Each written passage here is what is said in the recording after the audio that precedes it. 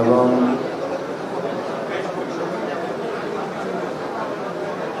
এই সতর্কতা থাকার জন্য আমাদেরকে অবশ্যই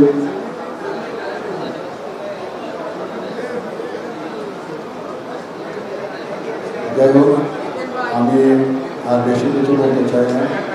আমি আপনাদের সকলের মঙ্গল কামনা করি এবং এই ইফতারের পার্টির ইফতারের আয়োজনে যারা উপস্থিত হয়েছেন তাদেরকে আবারও ধন্যবাদ জানাই এবং এই দেশটাকে আবার যেন ফ্যাসিস্টদের কাছে ফেরত না যায় সেই চেষ্টাটাও কিন্তু আমাদের করতে হবে।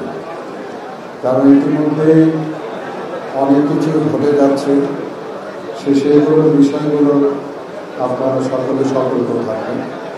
এটা আসলে জুলাইয়ের এই সংগ্রামের মাধ্যমে আমাদের একটি অর্জন হয়েছে।